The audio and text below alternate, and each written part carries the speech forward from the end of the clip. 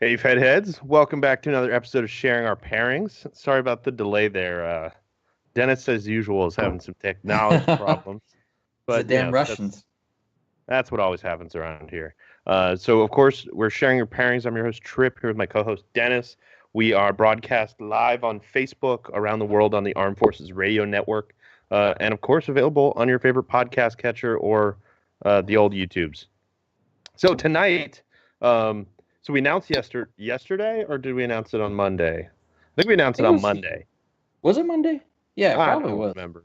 This week has been a haze. Yeah, I Um, know. so we announced the winner of March Madness, which we're going to talk about more tomorrow night on Cigar Chat. We're going to have kind of a sort of a recap episode, hangout episode. We had a guest booked, and unfortunately they had to reschedule, but they'll be back. Um, So tomorrow night we'll be talking more about Cigar March Madness, but the winner of Cigar March Madness was the Black Label Trading Company Boondock Saint. Actually, I think it's a Blackworks studio, Boondock Saint. Um, and kind of in honor of that, I mean, we had this on the schedule anyway. Um, we Worked out just chose, perfectly. yeah, we just chose this week for it. But we've got the SNR also from Blackworks Studio. If my camera would be kind and focus for me. Give it the old hand. There we go. Um, this is like a really classy looking band and a very weird thing. So it's got the serpent there. The SNR stands for Serpents and Rainbows, which I'll get to in a minute. Um, and then let me see if I can figure out how to do this in a mirror image. We've got the Yep, rainbows like hiding back there. the little Um, hidden rainbow. I have to assume that's intentional, but it's an interesting choice to hide it back there. It's kind of Um, cool. Yeah, I think it's kind of neat. So we're smoking the Lancero Vitola of this. For the Sorry, I'm kind of rambling because I'm trying to find my notes here. The Lancero is a 6 3/4 by 42. Um, which I mean, I'm sorry, James, but that's not a Lancero to me. Uh, I would call that a Lonsdale. Like, and I love, this is actually my favorite size. Like 6 3/4 by 42 is my jam. Um, but it's weird. It's a weird size because it's kind of in between a Lonsdale and a proper Lancero. Um, but it's interesting that, like, I feel like if you shorten a Lancero, it's still a Lancero, or if you make it wider, it's still a Lancero. But if you shorten it and make it wider, it becomes a Lonsdale. But do what you do. There's no Oh, see, and John's saying he's calling it a Corona. So that's actually a Oh, great point. So interesting. this could be a Corona Extra for sure. Because it is a little fatter than or a little thinner than your typical Lonsdale. But it's kind of in between Lonsdale and Lancero territory, and Corona Extra is the right uh, Vitola name for it, I guess. The correct moniker. I feel very strongly that we should regulate names, or not regulate. I don't want to put any more regulation in here than we No, need or not than at we all. already are running into. But I think we should formalize the Vitola names a little bit and go off of, like, officially it's whatever it is based on the ring gauge, because the ring gauge is the key to pretty much every Vitola. And some of them can have a little play, like a Robusto is like a 50 to 52, or a Toro could be 50 to 52. But like certain sizes for me, like Churchill's got to be 48 or 49. No, nothing else. That's all that Yeah. works out. Um, but I'm not going to rant about that all night. We're here to talk about the cigar, not rag on James for naming it wrong. Um, So, and a really interesting thing about this, so the reason that this is in the Blackworks line instead of the Black Label Trading Company line is because it's kind of on the milder side of what they do. And then, as with all of the stuff that's in the Blackworks name, it has like a little twist that makes it a little harder to make.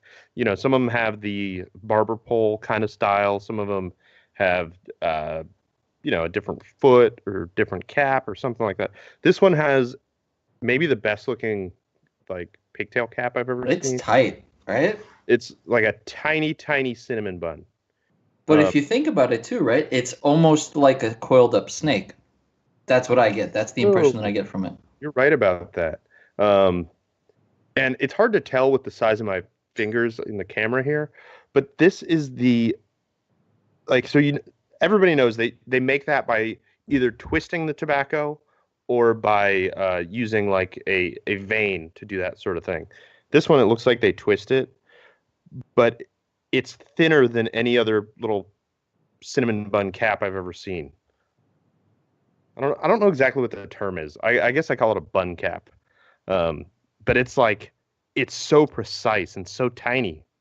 It's great. It's elegant, I think. Yeah, I like and that it fits along with the style of the cigar, which is supposed to be a little more elegant, a little more refined than a lot of their other offerings. The wrapper is Sumatra, which nothing in the Blackworks line. I keep getting tripped up between the two. Nothing in the Blackworks line has a Sumatra wrapper, and I think there's one cigar in the BLTC lines that has it. But there's a couple interesting things about this. The binder is Nicaraguan Habano. The filler is Nicaraguan and Dominican, and this is also the first time in the Blackworks lines that they've used any Dominican filler whatsoever. And we're getting some compliments in the chat on our hats. Thank you. Oh, nice. Thanks. I dig this hat. Like, I love the guys from Ezra Zion, but it's the brass knuckles is what does it for me. I just love the look of some brass knuckles. Yeah, man. It's badass. It's got the mesh in the back, right? Yeah, it's like a trucker hat. Oh, and I just ashed on my face. I grew up on the East Coast hardcore scene, which is like brass knuckles are... You don't see a lot of brass knuckles, but it was kind of a style thing back then in like the late 90s, early 2000s. I don't know why. I remember when brass knuckles used to be used for fights. Oh, yeah. Beat people up. Now it's fashion. Man, there's a lot of crosstalk in the chat. But I'm gonna get back to some of those comments in just a minute after I finish talking about the cigar. So this is the latest limited edition from Blackwork Studios. They made 500 boxes of 20 for a total of 10,000 cigars. And it comes in either a Toro or this Lancero. Or, sorry, I think it's actually Corona Gorda. Yeah, I misspoke. It's Corona Gorda, 5.5 by 46. And I didn't notice whether... I think they made 500 boxes of each size, I believe. But I could be wrong on that. And the MSRP for both of them is $9.50 per stick. And so I haven't heard officially from James where Serpents and Rainbows comes from. There's a Wes Craven movie from 1988 called The Serpent and the Rainbow, and it's about a guy who he's some sort of researcher or something, but he ends up going to Haiti to try to figure out the truth behind zombies. And it's not like the zombies like in zombie movies like Night of the Living Dead and stuff like that. It's zombies in the classic film sense, like from the 50s and before, where the myth was kind of that there were witch doctors that could kill a person and bring them back to life, and they become a slave, an undead slave. It's old school voodoo. Yeah, so he goes to Haiti to try to discover the truth behind this voodoo because him and his company think that they can use it for medical reasons to like bring people back to life who have been killed and stuff like that. And I don't want to spoil the end of the movie, but it does not go well for him.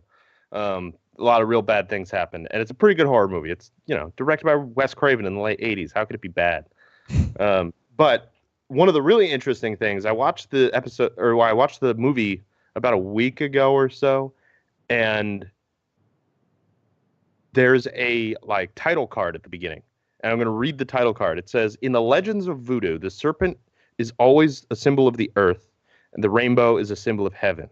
Between the two, all creatures must live and die. But because he has a soul, man can be trapped in a terrible place where death is only the beginning." I think that's where the inspiration of this comes from, but I'm not really sure. So, next time I talk to James, I'll ask. But I'm guessing that's where it comes from. And what do you think of the cigar so far, Dennis, now that we've been smoking it a little bit? I mean, obviously mild, right? Very noticeable. The Sumatra is right there in my face. But I really like these biscuit notes that I'm getting. Like toasted biscuit really pops into my face. And I just lit the cigar, so I'm still waiting for it to develop a little bit. But I think it's nice. It's a little bready, a little bit sweet. I'm trying to think of I'm trying to place the sweetness. I hate to say I don't know. I just hate saying it's sweet, it's spicy, and a little bit nutty. And it's like, yeah, but that doesn't really tell me much. So I try to come up with what it actually reminds me of a little bit. There's like a fruity sweetness almost.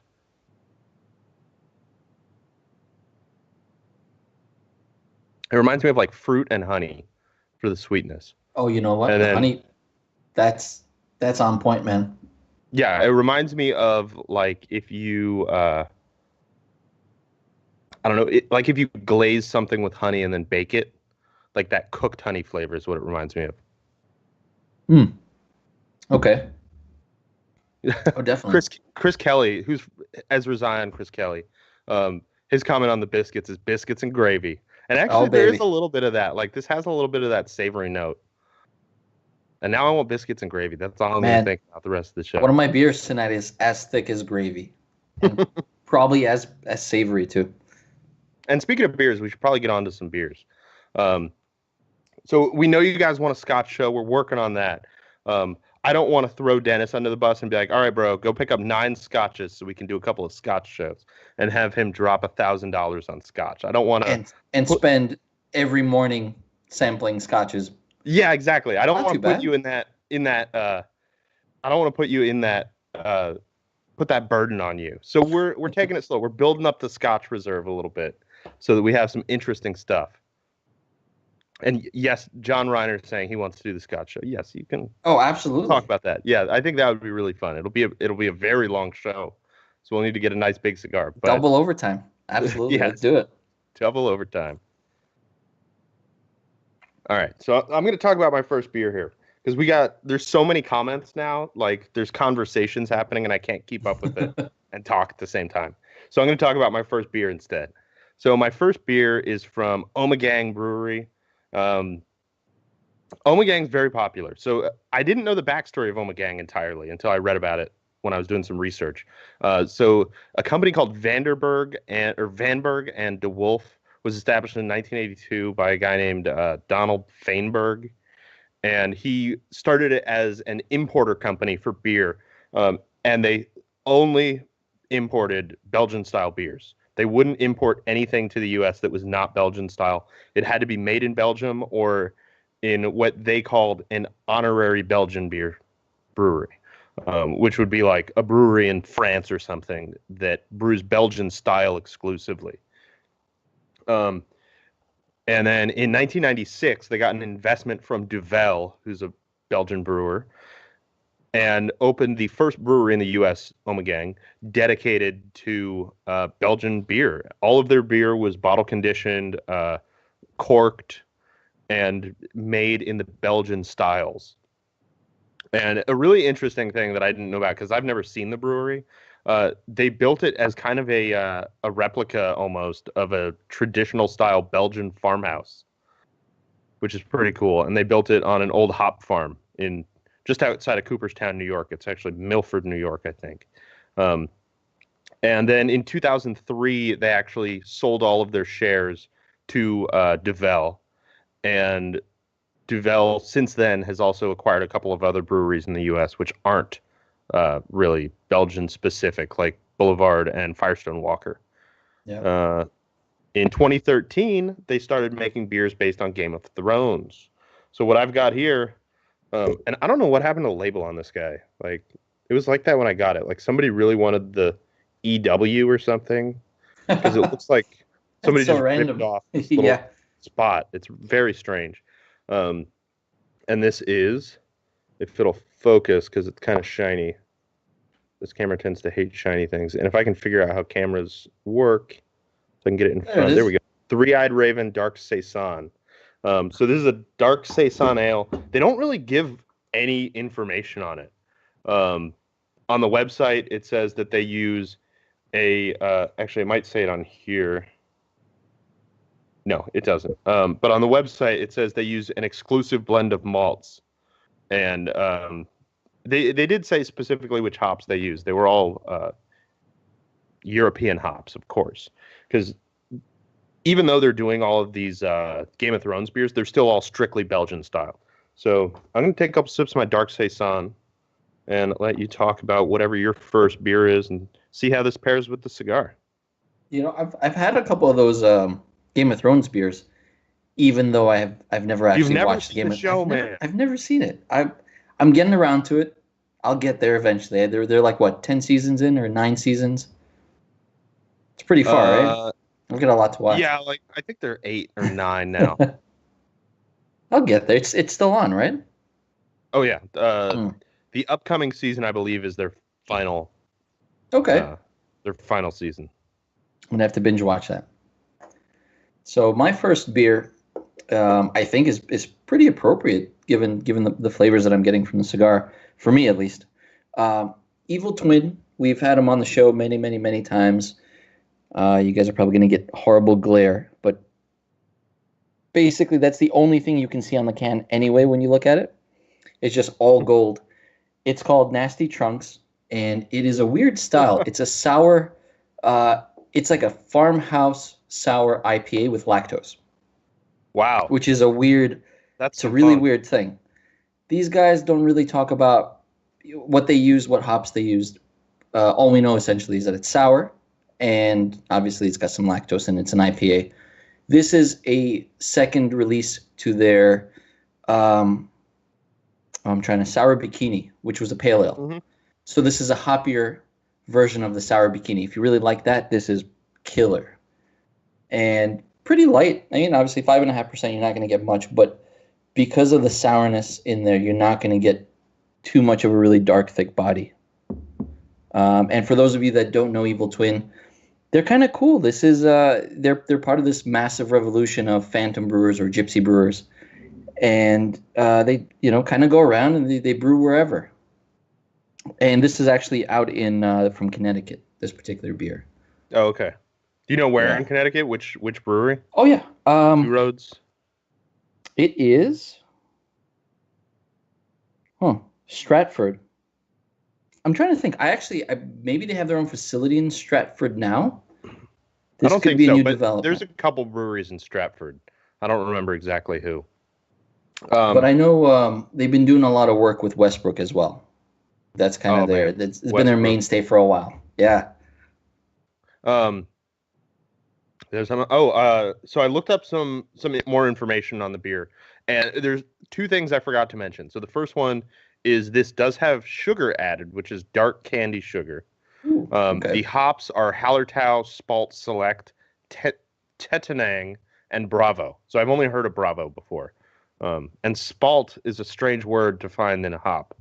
I'm not sure what exactly that means, whether that's Spalt or whether that's just a hop named after Spalt for some reason. Interesting. And the malts are carefully crafted mixture of specialty malts. They're really keeping that secretive, which is kind of odd. Usually either you give no information or you give all the information. Full list. It doesn't matter. So the thing I forgot to mention is this came out in 2015, and I bought this in 2015. So this has a couple years of age on it, and it's still doing pretty good. Like Belgians are unique that way. Since they're bottle conditioned, they can kind of age way longer than a regular beer.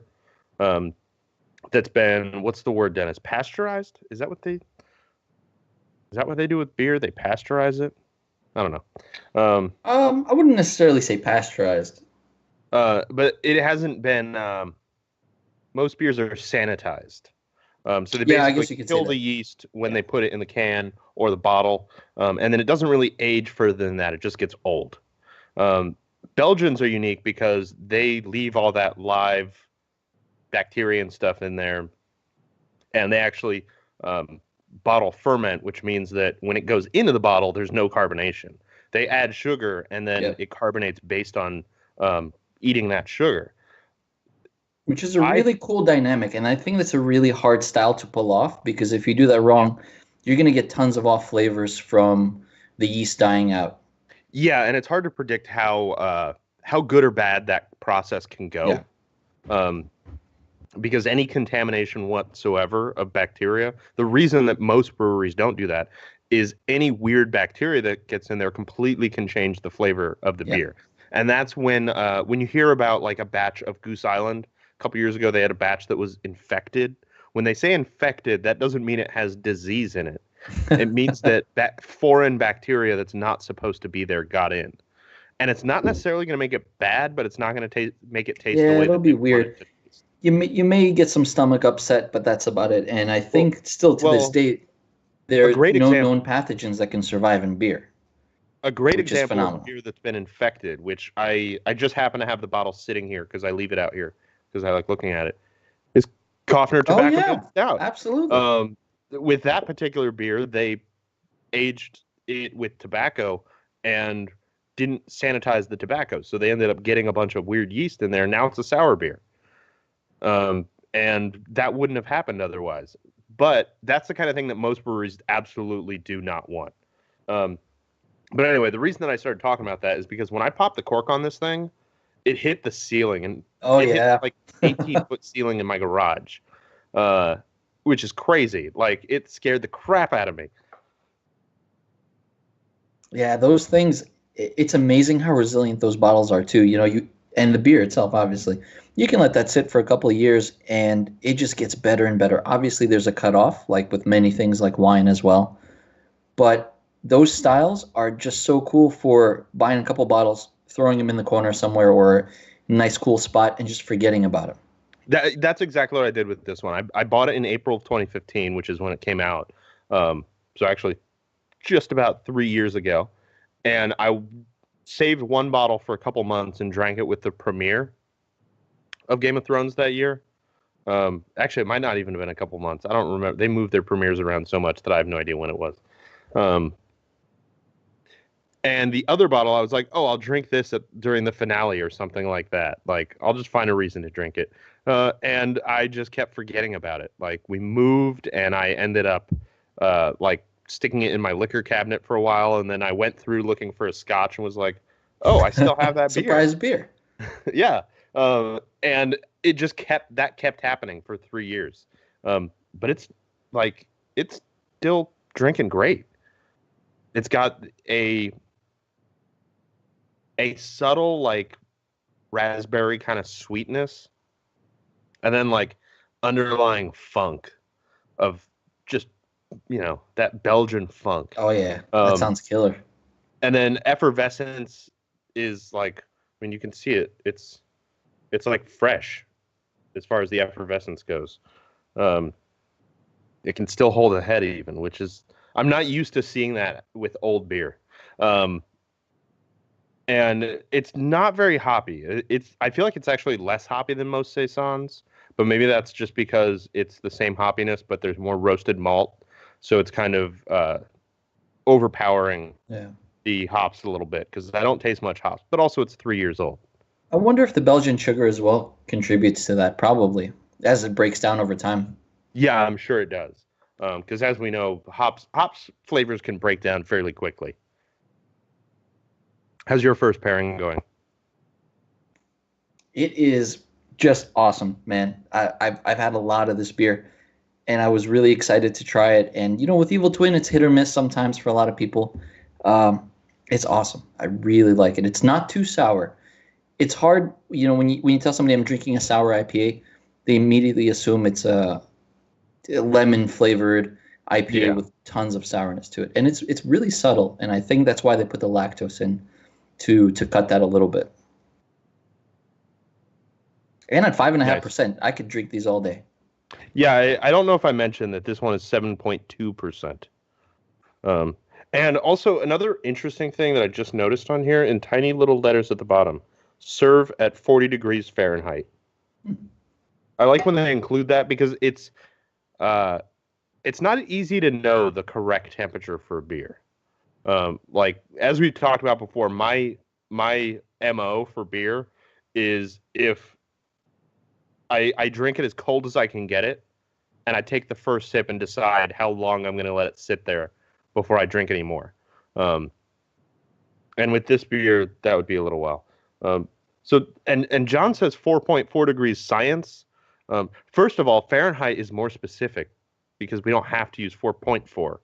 We can just say 40. But also they say 40 degrees Fahrenheit or 5 degrees Celsius, which is like 42 or 43 degrees Fahrenheit. But I don't know. Well, there's a range. It's all good. Yeah, I guess it's a range. It's just weird that they would choose those two numbers. It all gets to the same temperature when you drink it anyway, right? Mm-hmm. That's true. I'm trying to focus on the cigar a little bit. It reminds me of another cigar, and I'm trying to figure out what it is. I think it's one of the Tatuaje monsters. I think it was had a Sumatra wrapper.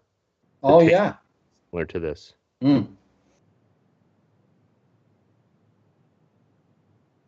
I don't recall off the top of my head which one it was. Because a lot of them had different wrappers. I'm destroying the cigar by smoking it so fast. I gotta put it down. Hyde. Yes, it was the Hyde. Thank you, Jose. But I'm gonna move on to my next pairing here. See how that does. Put back the Game of Thrones here. So my next one, I'm very excited to try.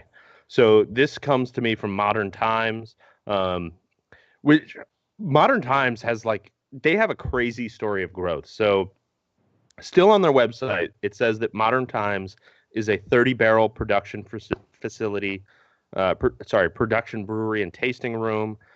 They were founded in Point Loma, San Diego, in 2013 by Jacob McKean, who used to work for Stone Brewing. Anybody listening to this who's ever had beer should probably know who Stone Brewing is. If you don't, get some. I don't even know what to say to you. And they've expanded a lot in the last few years. So they opened in 2013 with a 30-barrel production brewery, which I'm trying to think of how many barrels they could make per year with something like that. It's not very much. I think it's something like 5,000 barrels per year. But they've recently opened, in the last couple of years, they've opened 3 new breweries. So they've now got their original brewery in San Diego. They've got a second brewery in San Diego, a brewery in LA, and just within the last few months, they opened a brewery here in Portland. And so that gives me the opportunity, finally, to get in on some of their email specials. So they do a weird thing. It may not be that weird for you. It's really weird for me because I've never had to do this before. So they send you an email that's got all of the beers that they're launching, and you have to pre-order them. And then you go to the brewery and pick them up. I've never seen that before. And it seems like that's just the way that they do things to control lines and stuff like that, so they don't have to worry about it. It's pretty cool. Yeah, it definitely made it easy. Instead of camping for 12 hours.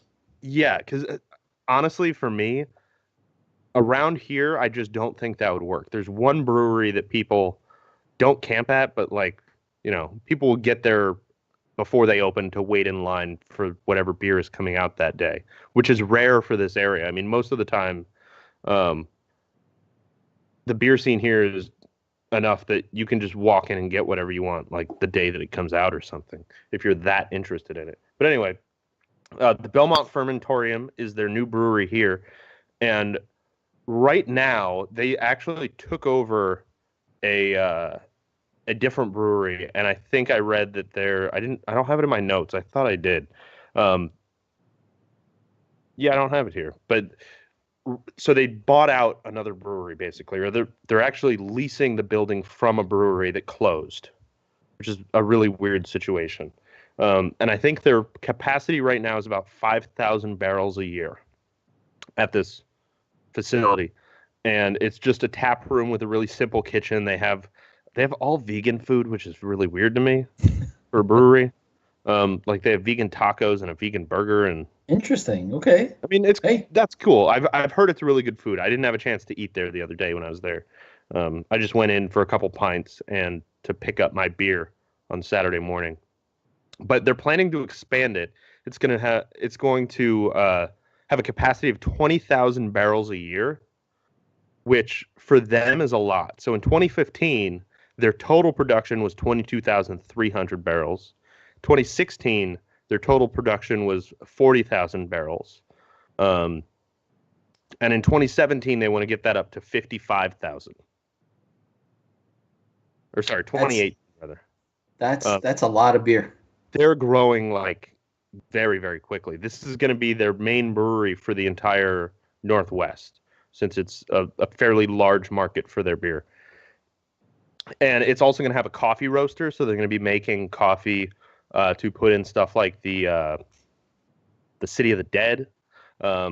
It's also going to have a cafe where you can buy coffee, and it's going to have like an actual restaurant and a patio, a rooftop patio that sounds pretty cool. But right now it's fairly small compared to what they're planning, because they're kind of building out the rest of the building. A really cool thing about going there is on their beer menu, it tells you what brewery each beer was made in.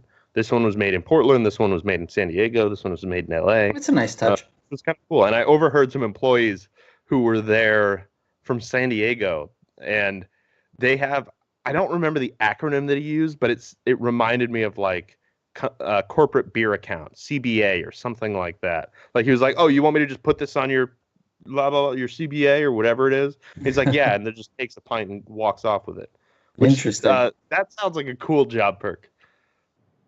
But on to what I'm drinking. So this is one of their new limited editions. This is it's been out 2 months in a row. So it was initially limited to one run, and then I guess they did another one. It's made in San Diego. It's called Dinosaur World. They don't really release much information on it. And I must have not pasted my notes here, but I'll go off what I know. It's a double IPA, a double hazy IPA, that is. Extra haze. Extra haze. Nice, man. And they don't reveal, it doesn't say what the percentage is on here. It does say it was brewed on the 20th of last month, so it's about 2 weeks old.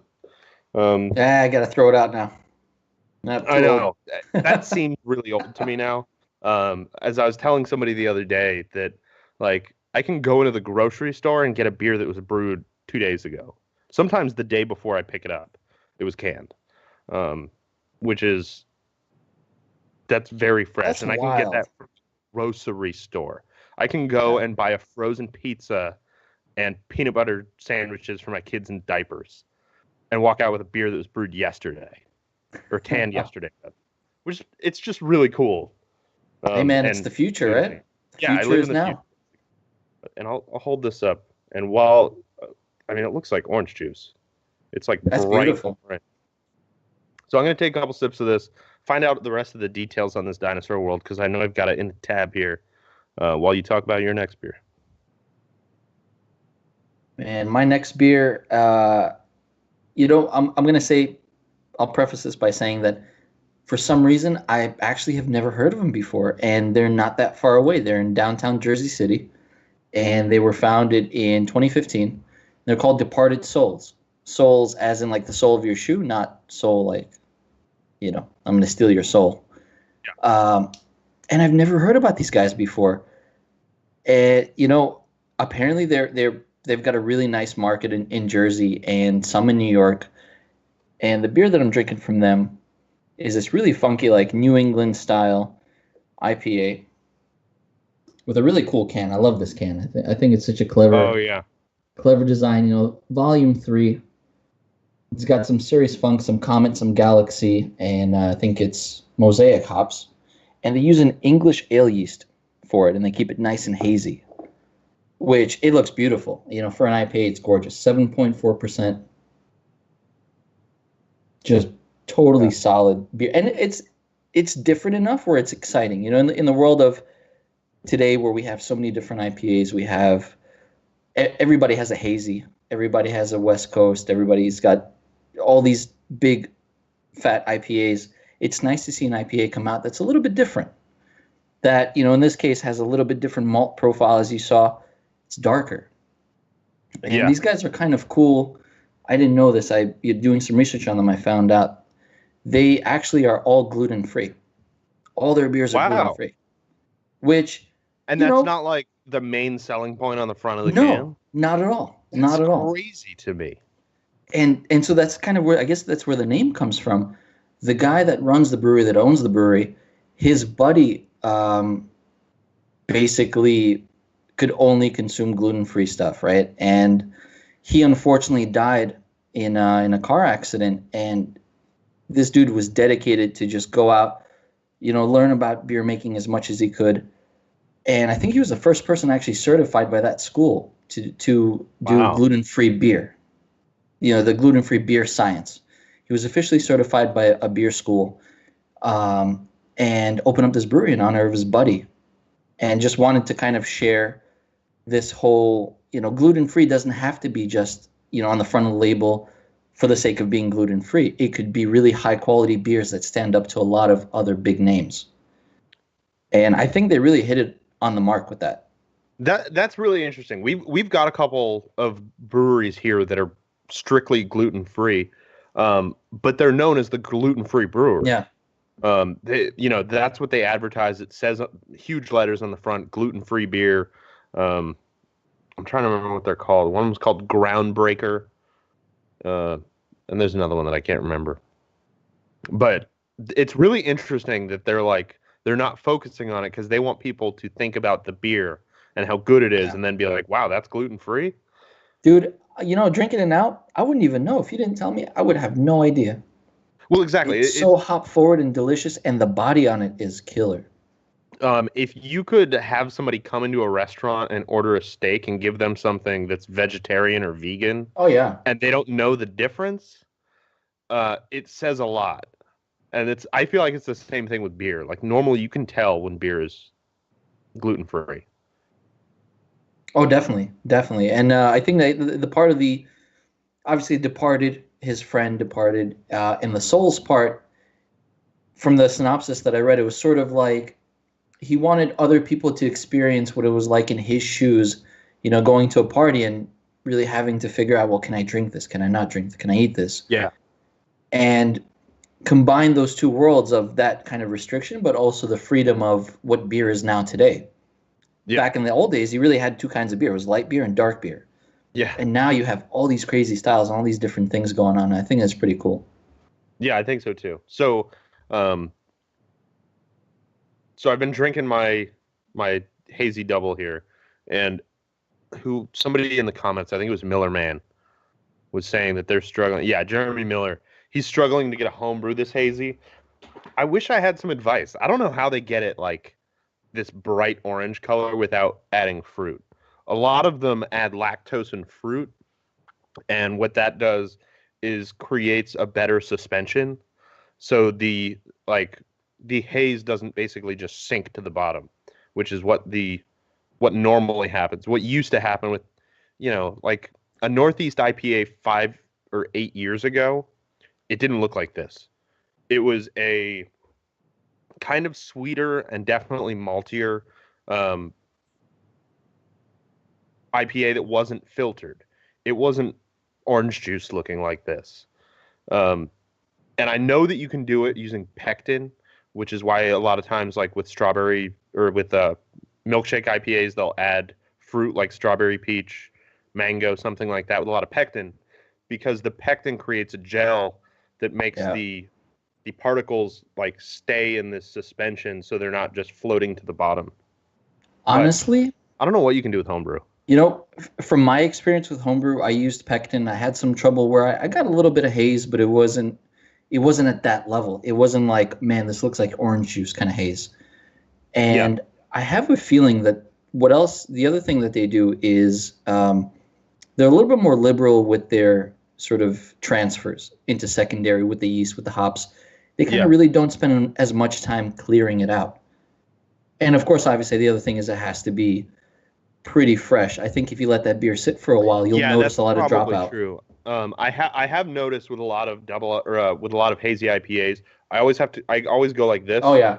And just swish it around a little bit, because you do end up, if you pour it into 2 glasses, which I frequently do. I drink a lot of beer with my dad. Drink a beer, smoke a cigar, kind of like we are right now. And I'll pour one glass and then the other, and one of them is this color and the other one is slightly more clear. Um, and that's because of it wasn't mixed up as much. Oh, Jason Myers with the info. He says What does he got? Whirlpool hop additions after the boil while holding at 180 degrees Oh is man. what makes the haze. All right. See, that's some We got schooled. some expert intel. See, I Nice. don't know Cheers that. to that. I I'll haven't drink to that. homebrewed enough. But anyway, back to my beer. So the way they describe this is, I mean, this is all the information you have on it. One of the most beloved hazy double IPAs is making an encore appearance in this month's special release sale. For the uninitiated, this majestic beast is packed to the rafters with Citra, Amarillo, and Mosaic hops, yielding an earth-shaking blast wave of passion fruit, tangerine, and stone fruit awesomeness. That's pushing it Sounds a pretty little sexy. bit. Like, yeah, they're sexing that up way too much. Oh, it's not as sexy. I mean, no, it's great, but they're using way too many flowery words for this. I mean, it's not that hoppy. Like, it's hoppy, but it's not that hoppy. It's more of like, I mean, it really is like the hazy kind of hoppy, where you're getting the sweet, the fruit, the kind of floral. You're not getting like that resiny, intense bitterness. And if you packed it to the rafters, it would be a lot more bitter. Interesting. But it's so like, I love this kind of IPA. It's so sweet and like creamy. And this doesn't even have lactose in it, as far as I know. They don't say there's lactose in it. And it certainly doesn't taste like it, but it's got kind of that creamy mouthfeel. There's a lot of like peach, mango, and like some serious citrus, like lemony or sour orange, and a little bit of grapefruit. I'm not sure how it goes with a cigar, though. I think I've been talking too much, because now I'm realizing right now I can't remember the last time I smoked my cigar. So it might be out. Oh, there it goes. Oh. Man, speaking of the cigar, I'm getting this really interesting flavor of biscotti from the cigar. Yeah, like I don't know if you're getting that. It reminds me of. So here's another thing, like another one of those. Like it reminds me of this, where it sounds like bullshit, but it's not. I'm gonna bleep that. It reminds me of those Biscoff cookies, the ones you get on an airplane. Yeah. But they're like those. I don't remember what they call them. They're like double baked biscuits or something like that, where they basically bake a cookie and then smash it and then turn that into another cookie. So it's got like that rough texture. Yeah. But that's what it reminds me of, like that really rich, dark, brown sugar kind of sweetness. Yeah, you're right. There's a brown sugar flavor to it. That's exactly what it is. And Jim Bean is asking if we've tried anything from Aslan Brewing. I'm not familiar with Aslan Brewing. I'm gonna have to check them out. I don't know where they're based even. But it's time for us to. We're hitting the 45-minute mark. It's time for us to take our break here. Who is this segment brought to us by, Dennis? Oh, we're doing the final break, huh? Yeah. Yeah. Drew Estate. They good. We got a highlighted Drew Estate cigar. Which one should we highlight this week? What about the Pappy? The Pappy. I smoked one of those over the weekend. The Pappy is pretty groovy, man. Those are pricey, but they're so good. They're so good. If you haven't smoked the Pappy Van Winkle, go check that out. No crap. Jim Bean, they're based in Herndon, Virginia. I grew up in a little town called Herndon, Virginia. Really? I'll have to check them out and see if I can get some of their stuff out here. That's cool. Because that's the town where I lived when I was a kid. And it looks like they're fairly close to where I used to live, which is crazy. That's awesome. Small world, huh? Yeah, really. I'm trying to find them on the map right now. I'm trying to find where they are on the map, but they're not too far from where I lived, actually, which is crazy. Okay, now my cigar went out. I knew it was coming.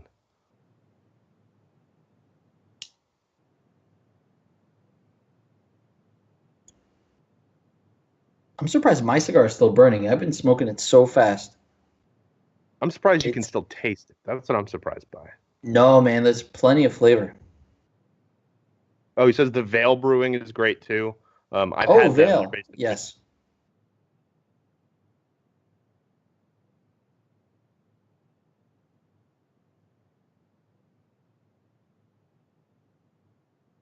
yeah. So actually, now that I'm thinking about it, the sweetness of the beer, like the fruity sweetness, actually goes really well with the spices ramping up on the cigar, especially on the retrohale, and the sweetness and fruitiness of the beer goes really well with that spice and that like that baked cookie kind of sweetness from the cigar.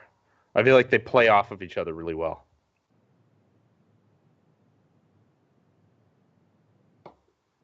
And it's about time to move on to my final pairing here, which I haven't even poured yet. I got so discombobulated with those technical difficulties that I didn't even pour this here. So I gotta pour myself a little nip. So the final pairing, I don't actually have a lot of notes on this. I've had it on the show before, but there's just not a lot of information about this one, which is Havana Club 7. I mean, the only details they really give you, it's made in Cuba, it's made from sugarcane, it's 7 years old, and it's 40% alcohol. That's about all the information I've got on it. For that, for that rum, that's pretty much all you need. It speaks for itself, yeah, exactly. I think. It's like I mean, depending on what part of the world you're in, I've seen this go from anywhere from $12 to like $70, which is insane. That's got to be like the biggest variance there is. But I think if you buy this in a duty-free shop, you're probably not gonna pay more than $20, if that. Yeah, Like at most. the only places you're gonna pay more are really the secondary market. Yes, and as John says, this is industrial rum, which he's better at explaining than I am. I believe it means they press the juice out of the sugar cane and then distill, or then ferment and then distill that. But this is one of my favorite cheap drinking rums. Like John says I was wrong about what industrial rum is. So I don't know what industrial rum is then. He's explained it before, and I can never remember the difference. There's two different ones, industrial and agricultural. And I just never remember which. He's going to correct me in the comments here in a second. And I will read that comment because I was wrong. But Havana Club 7 is a really good, like, everyday sipping rum that is not fantastic. It's not amazing. It's not going to blow your mind or anything, but it's very good, and it manages to have that like distinct Cuban flavor that I call like a bitterness. Oh yeah. Without being too rough like the cheap stuff like the 3-year is. But it's cheap. Jerry Stash says in Mexico it's about $20, 19 USD, which is like that's what this is worth. That's exactly the price range for this. Is like up to between 12 and 25 is where I would say if you can get it at that price, just buy it. It's totally reasonable. Yeah, that price point is great. Because it's the only place I can get it, obviously. But also it's just a really good rum, and it's got like those bitter notes and that. I mean, it sounds like it would be cliche to say it's got like tobacco flavors, but it absolutely 100% does. It's got like that sort of slightly under fermented, like grassy tobacco flavor, which I really enjoy. So I'm going to take a couple sips of it because now I've talked it up enough that I'm getting real thirsty for it. I'm a little nervous about my last pairing, man. I'm worried it might overpower my my cigar. It's pretty heavy. I actually changed up my pairings a little bit. I had some different ideas for pairings. But this morning when I went to take my picture, I was like, no, this is. I mean, they've described this as kind of a milder cigar from them, so I didn't want to go with something that was going to blow my palate out. Fair enough. I think I should have done the same. I actually have wanted to try this. I've had this beer for a couple of weeks now, and I haven't touched it, and I've been meaning to get around to opening it, and I wanted to save it for the show. So this is another Evil Twin beer. The really funky label. Um, even more Bible Belt. Pretty cool, pretty weird. It's got a lot of fun stuff going on. Oh, and it's made by Prairie. So this is a collaboration. Yeah, this is a collaboration Oh, between okay. Prairie and Evil Twin. And so this basically takes their Even More Jesus Imperial Stout and it combines it with the spices and the flavors of the Prairie Bomb. Huh. And it is like, it's just wild, especially at 13%. You're going to get a whole lot of beer for 16 ounces. Yeah, No joke. I'm just gonna speculate a little bit here. That's not gonna pair that great with this cigar. No. I'm walking into it. I haven't even sipped on it yet, but I'm walking into this expecting it to be just a blowout complete. And I should say it's actually brewed with some pretty funky stuff, some vanilla, which is typical, right? Cacao nibs, and there's some spice to it, just a little bit, chili pepper spice, and tons of coffee. Okay, yeah. So it's all the adjuncts that they add to Prairie Bomb. So it's like a little bomb plus. That's interesting. I like that they did that with a different beer. They did all the same things, but with a different beer, which is cool. Exactly. Yeah. And this was actually, it's kind of cool. This was brewed at Westbrook. Really? Of all places, yeah. How weird. So it's a fun, almost like a triple collaboration project. Yeah. Which I think is pretty cool. So John corrected me. So agricultural rum, I should have known this because it makes so much more sense. Agricultural rum is the one that's made from cane pressings. And arguably, he says, you get more flavor ranges. It would be made from molasses. So basically, they make molasses from the sugarcane and then turn that into rum. I mean, I've had both, and I don't notice a huge difference as far as the ones that I'm sure are agricultural and the ones that I'm sure are industrial. I don't notice a huge difference, but I know this one is industrial. And that may be why, like, some of the other offerings not from Havana Club, man, I'm trying to remember what that agricultural one that John had was. But I don't, Ron Kubai, I think it was. He'll correct me if I'm wrong. But it does have like almost a flatter flavor.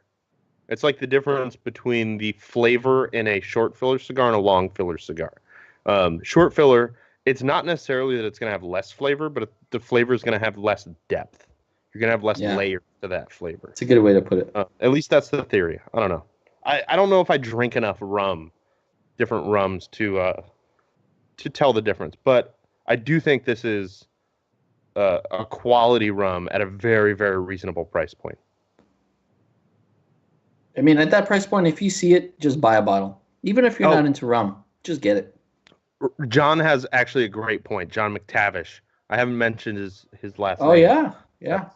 The 7 is perfect because it's the point where you can mix it or drink it straight, which is absolutely true. This is so cheap that I don't feel bad mixing this with Coke if I feel like a decent Cuba Libre. But at the same time, I can drink it straight, and it's delicious.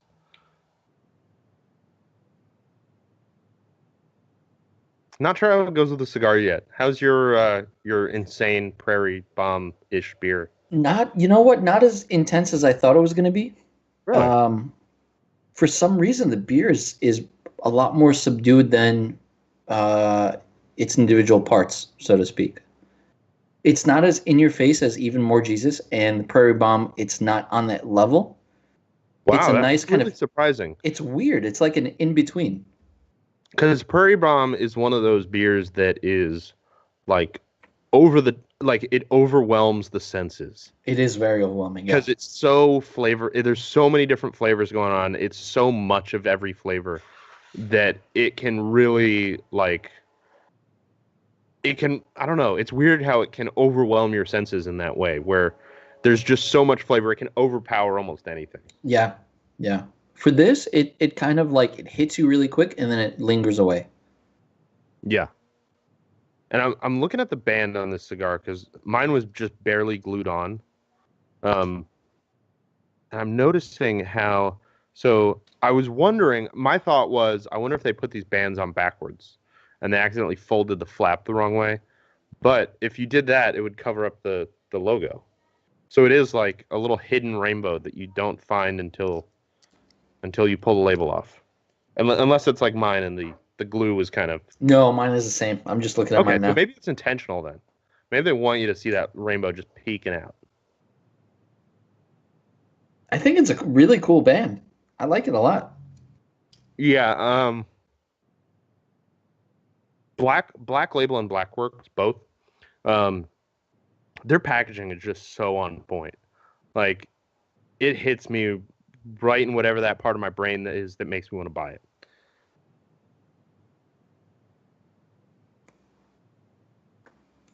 And Jose says he normally pairs Prairie Bomb with Broadleaf or San Andreas. I completely agree. That's what I do. Broadleaf and San Andreas are the only things that stand up to Prairie Bomb because it's just got so much flavor. It's ridiculous. But this has a nice, I'd say honestly, it has a lingering, just like imagine drinking an iced coffee, just black iced coffee. It's got that sort of lingering essence to it, and it's really not too bad.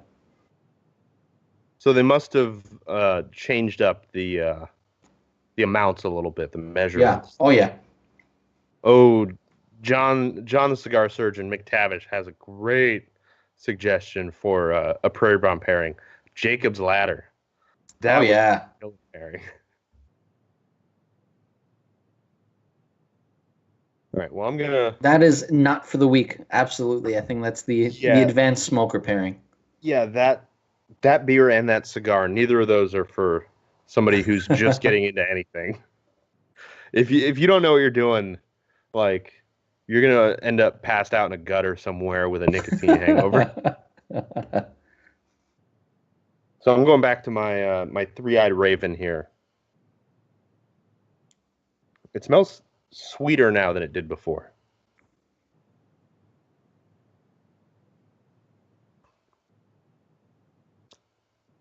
And it even tastes a little sweeter. This is a very sweet for a Saison. I feel like usually Saisons are kind of I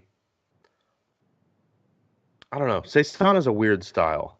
It's almost like a hoppy, sweet farmhouse ale.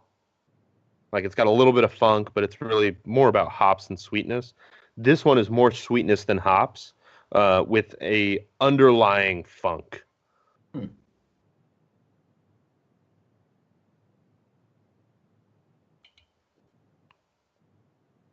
And then like the finish is like chocolatey almost because of those dark roasted malts.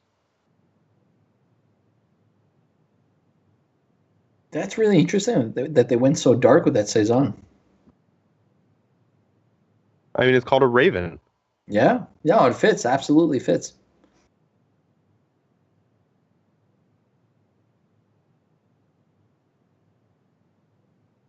So at this point, I'm trying to figure out what my pairing of the night is, because actually all three of these went well in different ways, better than I was expecting for sure. I mean, like I always say, I try to bring one sure thing to the table, and the rest is a little experimental. I did not expect the double IPA to work. I thought it was just going to blow out the flavors of the cigar.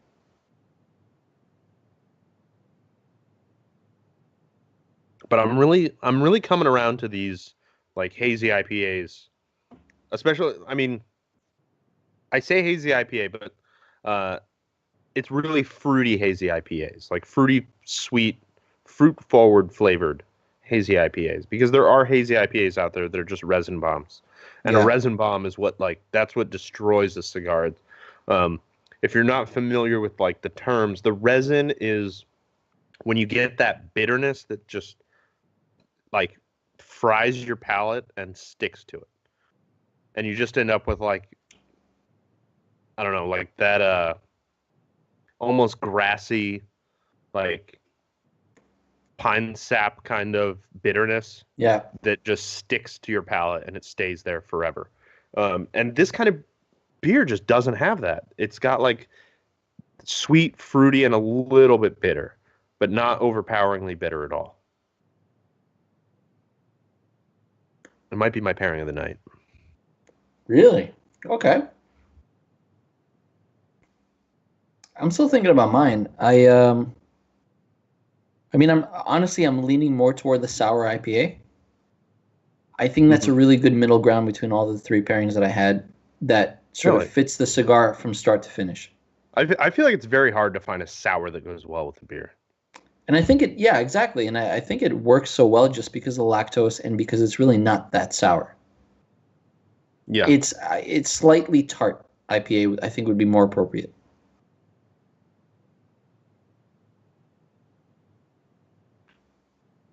Uh, John's comment about the Jacob's Ladder and Prairie Bomb. It's the Olympic swimming pool of pairing. Which uh Yes. like the great thing about that analogy is like it is like an Olympic swimming pool. Like you're gonna start off and you're gonna be like, this is great. And then you get a quarter of the way there and you're like, there's no way I can do it. I can't do it. It's too much. And And you now you start have getting no overwhelmed choice. and have a You got to panic get attack. through it. Yeah, it's the Olympic swimming pool of pairings. Like you don't want to mess with it unless you are 100% sure you're prepared for it. Jerry Yeah. Stash wants to know how the broadleaf Green Hornet Robusto, or sorry, the Black Label Green Hornet Robusto is. Dude, those Green Hornets are straight fire. Like that's millennial speak, but they're very, very good. Um, and that's not even the kind of millennial speak that I even do. But those things are amazing. Yeah. Um, Hashtag fire. hashtag fire. You gotta have 3 fire emojis. I love the Green Hornet. They're very difficult to get these days. I was telling somebody at an event the other day that like they sell out in minutes. It's crazy, and they keep like the Cigar Federation store is the one that I keep an eye on. So like when I see them come in, I refresh the page and I watch them just fly off the shelf until they're out of stock. And it's incredible that after like 2 years of that cigar being out, it still sells out every time it hits the shelves.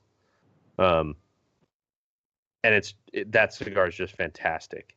I love the Pennsylvania broadleaf on that thing. All right, we're kind of coming to the end of the show. It's time to wrap it up.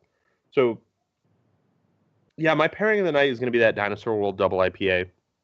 It doesn't fight with any of the spice of the cigar. That's what I feel like is always the problem with IPAs. Is a lot of times they cut the spice down a little bit, Yeah. and they also cut down the rest of the flavors. But this one amps up the spice a little bit, and it brings out some of those more cookie kind of like, as we were talking about, like the cookie sugary pastry kind of sweetness in the cigar, which is that's like what the core of the cigar is. It's sweet and elegant and refined, and it's got I didn't talk about this before, but it's got a really clean finish. Like it doesn't leave any flavor on your tongue. It finishes very, very clean. Any other closing comments, Dennis? I feel like this cigar is really good for honestly just any time. Like you said, it's elegant, but it's refined in just the right way. It doesn't require too much, and it doesn't. You can kind of pair it with a lot of different things. Yeah, I Like feel you like said, with an IPA, with a sour, with a lot of coffee, or even by itself. agreed. All right. Well, thanks everybody for watching. We really appreciate you guys out there watching. As I said, tomorrow we're going to have a recap show, kind of a recap hangout show for the Cigar March Madness. We're also going to announce the winners of our Avo contest. Don't worry if you won, whether you're watching the show or not, you will get an email, of course, to notify you how we're going to get you your prize and everything. And then next week, I just found out I'm going to be out on assignment next Wednesday, so That's right. we will not have sharing our pairings. But we do have a guest scheduled for Cigar Chat. I have some technical work to do to make sure that I can stream that from my remote location. But I think it should be no problem, even if we have to kick back to like Google Hangouts or something. And thanks everybody. Man, John Reiner's freaking out about his guest host sharing our pairings. So we do have. Let's do it. I'm not sure. Like, I'm not sure what he's asking here. Does he want a guest host, or is he asking us to announce our guest host who's coming up? So tentatively, very good friend of the show, Barry Stein. We're going to be pairing. I mean, we haven't even announced what the cigar is, so I'm not sure. We'll announce it. We'll announce it right now. It's my show. I can do whatever I want. It's tentatively scheduled for April 25th. So I do want to warn people that it could change. Barry has to smoke in his yard. If it's snowing that day, I'm not going to make him go out there and smoke a cigar, even though it'd be very fun to watch. I feel like it wouldn't make as good week. John Reiner or John McTavish rather. I get confused because it says John Reiner. He wants to maybe guest host next week, so that might be a great idea. So we'll talk about that in a few minutes because I'm sure Dennis would love that if you can find something. Absolutely. But anyway, April 25th, we will be sitting down with our good friend Barry Stein. I love that guy. It's going to be a fun show. It always ends up like he's a wild man. He's a wild man. I always have to light another cigar after the show because we get offline and then we just talk for like 2 hours. Barry's like a 3-4 cigar guy. Absolutely. Yeah. But the cigar that we'll be pairing, I'm over the moon excited about it. We're going to be pairing the Atabey Lancero, which if you watched the last time when John and I paired the Atabey, like that cigar blew our minds. I feel like it's half insane. That show, we weren't even paying attention. We couldn't even think because that cigar was so good. And of course, it ended up being on our top 25 of the year. And John's a little bit upset that he's not going to be included in this. I'm so sorry. But we'll figure something out. I'll make sure that you get to smoke one someday, at the very least. But anyway, thank you guys for watching. We appreciate you guys out there. Of course, all of our viewers or all of our listeners on the Armed Forces Radio Network, we appreciate you guys out there doing things we're not built to do. And I'm just laughing at John because he's very upset right now. I'm sorry. But, if John doesn't guest host next week, it might be because he just couldn't bring himself to ever smoke a cigar again after this devastating news. But we may or may not be back next week. It depends on if John McTavish wants to guest host. That's right. So I may not see you next week, but Dennis probably will. But remember, here at Sharing Our Pairings, our tagline every time, we want you to drink better, but we want you to drink less.